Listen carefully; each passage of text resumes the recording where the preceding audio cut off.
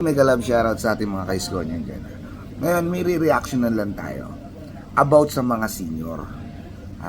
Kasi syempre marami tayong naririnig sa mga senior citizen na Manileño na gusto na nilang bumalik si Mayor Isko.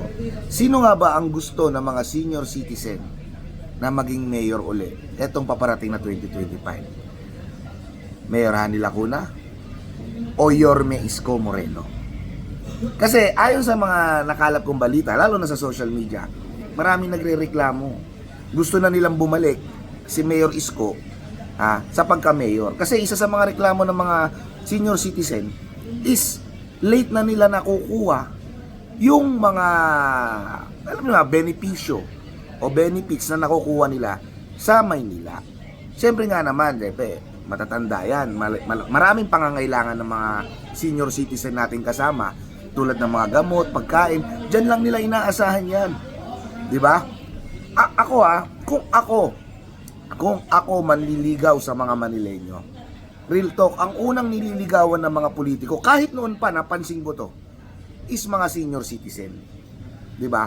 Kasi, pag sinabing senior, kahit sabi mo may padre de pamilya, yan pa rin ang lumalabas na head of the family.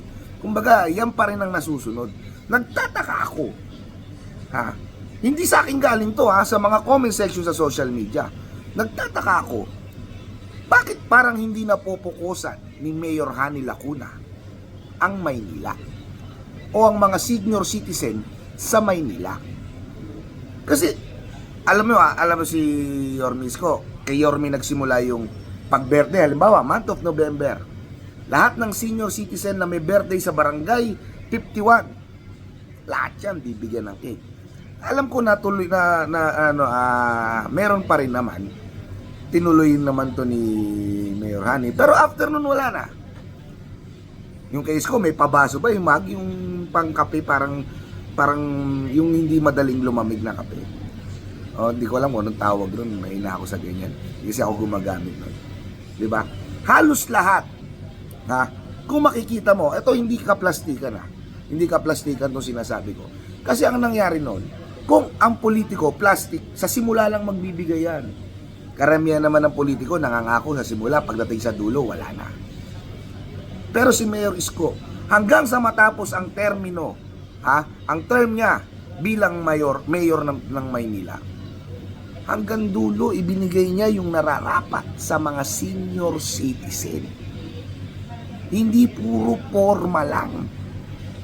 Nakita mo may trabaho talaga na ginawa. At nakita mo hanggang dulo, hanggang matapos ang termino, niyakap niya ang mga senior citizen. Actually, hindi nga lang sa mga senior citizen. Hanggang matapos ang termino ni Mayor Isko, inilabas niya yung pera ng Maynila. Pinakita niya, hindi niya binulsa. Kita niyo naman, yung kaisa-isang eskwelahan na public, na naka-aircon, naka-elevator, libre notebook. Alam niyo ba yung Almario Rosario? Si Mayor Isko. Okay, Mayor Isko project yan. Yung mga nasa lansangan. Hanggang matapos ang termino niya. Condominium at binondominium. Binigyan, pinatira sa condo with security card sa baba. Yung ibang politiko, pag matatapos na yung termino, kinukurakot na yung pera. Binubulsa na yung pangita. Pero si Mayor Isko, hanggang matapos ang termino, inilabas ang pondo ng Maynila. Niyakap ang mga senior citizen. Ako napansin ko lang hindi sa akin galing to. Sa mga senior citizen po. Sa mga senior citizen. Nadidelay daw yung mga natatanggap nila na benepisyo as a senior. Dapat po hindi natin i-delay yan. Kasi ang mga karamihan sa mga senior citizen dito nagme-maintenance na. Kinakapos karamihan sa Maynila.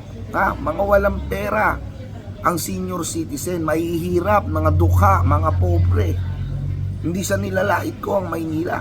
Pero karamihan talaga, lalo na sa lugar ng Parola, Hapilan, Paseco, Break, di ba? Bitas. Puro hirap sa buhay ang mga tao dyan na ang laking bagay kung hindi madidelay yung binibigay na benepisyo para sa kanila, pangkain, panggamot. 'Di ba? So, ako, hindi ko naman sa ikinukumpara. Eto, nagtatanong ako, aabangan ko sa comment section to. 'Di ba? Etong District 4, kay Sir JTV o Kong JTV, sana if ever na manalo ka dito sa paparating na eleksyon, sana Kong JTV, i-priority natin ng mga senior citizen. Kasi kahit saan nyo tignan ito Kong JTV at Yorme Isko. Si Yorme Isko, hindi ko na kailangan sabihin dahil ginagawa na ni Yorme Isko yan. Kahit saan nyo tignan, sa pila, sa bus, sa sinihan, sa bilihan ng gamot, bilihan sa fast food, laging priority ang senior citizen. Doon ako nagtataka. Kay Mayor Isko, ginawa niya yung trabaho niya. Mayor Rani, priority po natin yan. Hindi po pwedeng nahuhuli ang senior citizen. Dahil karamihan ng senior citizen, ilang taon na lang ilalagi ng buhay niyan. Ibigay na natin yung the best para sumaya sila bago man lang sila abutan ng dapit-dapit hapon. Wag po tayong ganun. Kumbaga, proyekto naman ng Maynila yan eh.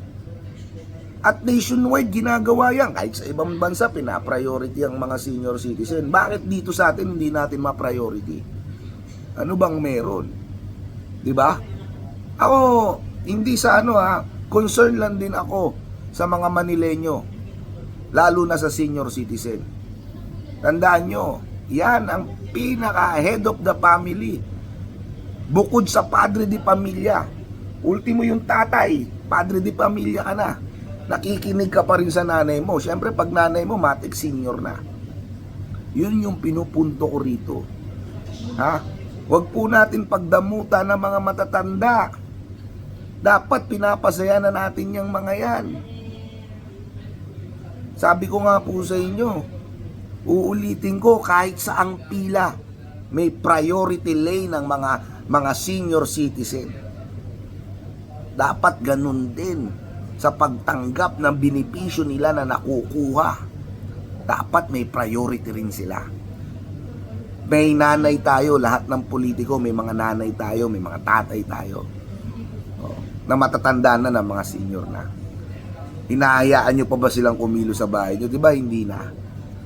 Diba pinagpapahinga nyo na lang, sini-spoil nyo na lang. Dapat ganun din po sa mga politiko na tumatakbo. Eto, panawagan lang to hindi to pagtira. Oo, sabihin na natin na kinumpara natin. Siyempre, ito, panggising lang po yun sa akin. Oo, nagkumpara tayo. Kasi yun yung naabutan natin. Senior na tatay ko, nakakakuha rin sa City Hall yan. So, alam ko, kung late or hindi, yung nakukuha ng mga senior citizen. Wala pong pambabash to, wala pong halong pambabash to, tohanan lang po tayo. Maraming salamat, Isisigaw.